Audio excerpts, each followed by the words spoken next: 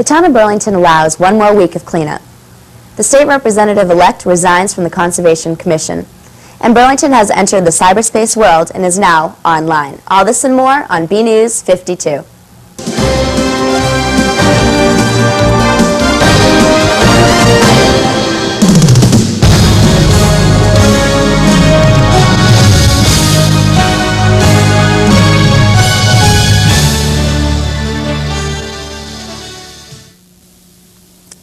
Thank you for joining us. I'm Wendy Young. Topping our news today, due to the heavy snowstorm and excessive amount of branches and trees that fell recently, the town will provide residents with help in cleaning up storm-related debris until Tuesday, December 24th.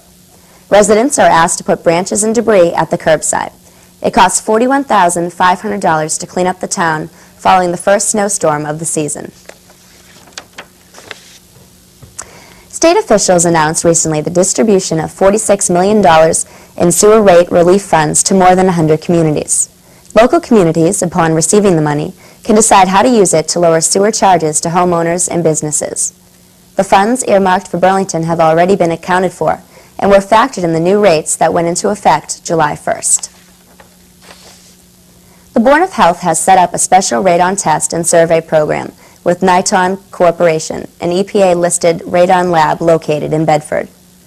The radon test kits are available at the Board of Health office in the Human Services Center, located at 61 Center Street. The test kits cost $17 and should be paid for by check or money order, made payable to Niton Corporation. Stay with us for more news after this short break.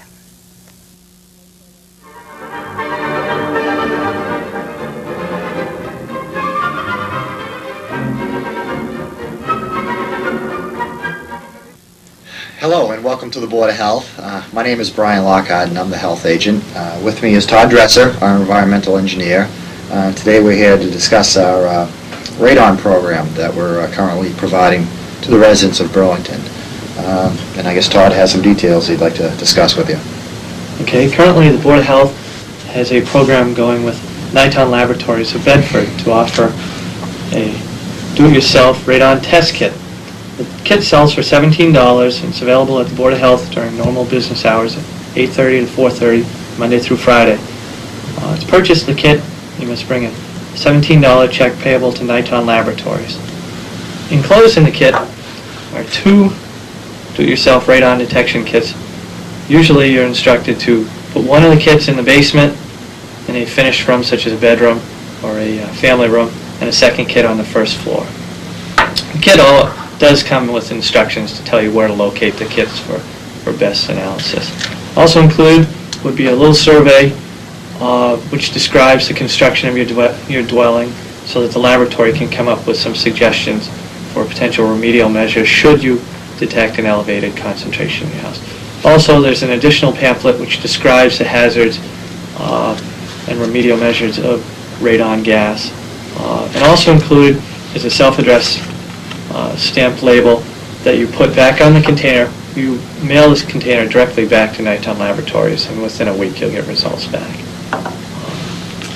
Radon gas is a concern in Burlington because a lot of the town is underlain by granite, which gives off radon gas, which is a radioactive gas. It's frequently found in homes that have older or cracked basements, basically the dirt basements, stone type basements, or foundations with sump pumps or cracks, dirt subfloorings, things like that. Do you have any comments you'd like to pass on? Well, as we know, radon gas, it varies widely when we test the home, so it's always a good idea to test. As we found through our results, you can have a high level in one home and the next door home could have a very low level. So it does depend on the conditions, on the construction of the home, the consumption of air in the home by heating equipment. So the conditions can vary widely. So it is a good idea to test every home. Usually what happens if you do have what is considered a high level or higher than what the guidelines suggest, it's always a good idea to retest, verify the results. We're here as a resource to provide information at the Board of Health, and you can reach us at 270-1955. The state has a radiation office. We can provide that number, and they also provide a wealth of information on it.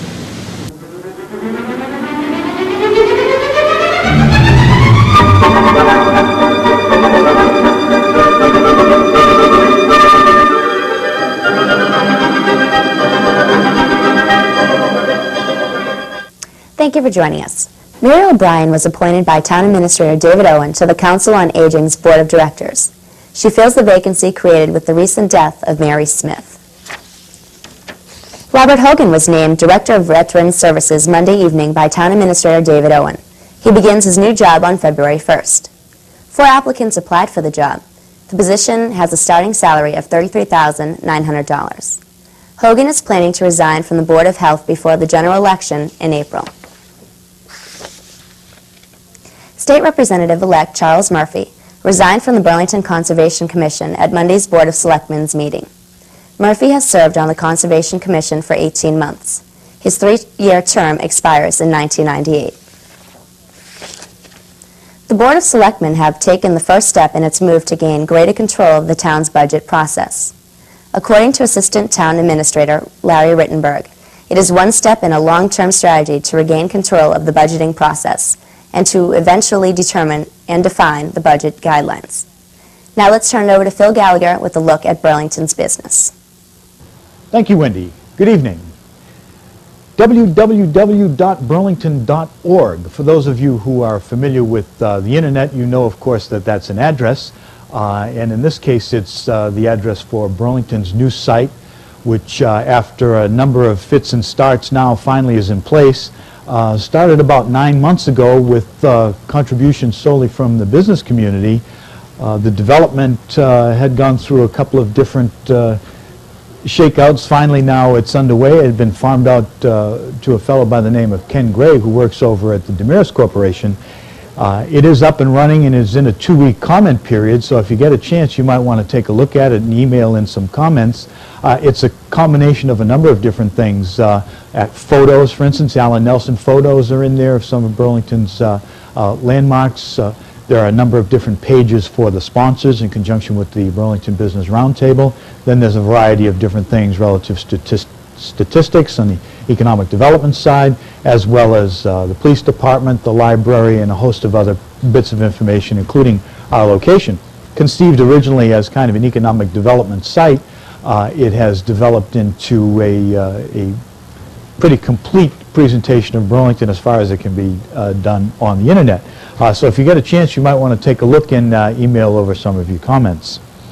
Other roundtable news revolves around the announcement and the actual giving of the Carl Sear Award to Andrew Spalding last week. Andy was the president of Spalding Investment Company. He was one of the driving forces behind the creation of the Business Roundtable 10 years ago. He also had served for 7 or 8 years as a director, as well as an unprecedented 3 years as its president. With the sale of Spalding Investment Company to Spalding and Sly, and also subsequently the sale of New England Executive Park, which was their primary property under management here in Burlington, Andy has now moved on to manage a park out in Marlborough. Andy's been a consistent contributor in a variety of different ways in Burlington, either through philanthropic efforts or in the business community or volunteering in a number of different governmental committees as well. Burlington business community is sorry to lose him to Marlborough. In other roundtable news, they have a software subcommittee which is in the process of putting together a job fair in February, slated for February 13th preliminarily as a date up at the Marriott. It's going to accomplish a couple of things. First of all, to highlight the tremendous number of software companies that Burlington has, as well as to try to take advantage of recruiting local area talent to fill the large number of software jobs that are available in the region. One last note. It's common as we go around town in business or just as residents to now and then take shots at municipal employees.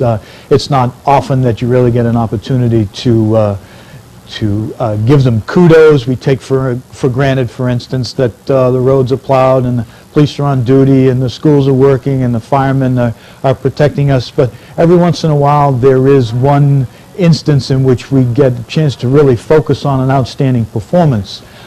In particular, the one I have in mind is 2 weeks ago when we had a fire in a local home here, specifically the Francis Wyman House.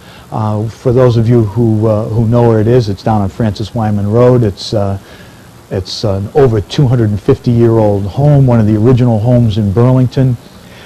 They had an accident there which resulted in a house fire, and through rapid response and outstanding performance, the fire department was essentially able to save the structure of, again, an over 250-year-old wooden structure, which was essentially a tinderbox just by virtue of its age. But again, through outstanding response and professionalism, the fire department was able to put in a good stop. The structure is still standing. Town management is in the process of applying for grants for its restoration. Again, congratulations to the fire department for saving what is an irreplaceable piece of Burlington's cultural heritage. I'm Phil Gallagher at the B52 Business News Desk, and I want to wish you a safe and happy holiday, Merry Christmas, Happy Hanukkah, and Happy New Year. Thank you. Thanks for that report, Phil. Middlesex County's December 13th default on $4.7 million in loans has led nearly everyone on Beacon Hill to the same conclusion. Middlesex County government must be dismantled. In January, when it convenes for the new session, the legislature is expected to take up various proposals to help the county pay its debt, and following that, to restructure Middlesex County government. There are already several competing proposals for both the bailout and the overhaul. On Tuesday, the town's landlocked parcel access and advisory committee voted 4-0 to recommend the selectmen to the specific wording of the ballot question. The selectmen have identified having an advisory referendum on the landlocked parcel as one of their top 10 priority goals for 1997. The ballot question would be non-binding. The selectmen will decide at a future meeting whether to put the ballot question on the April town election ballot.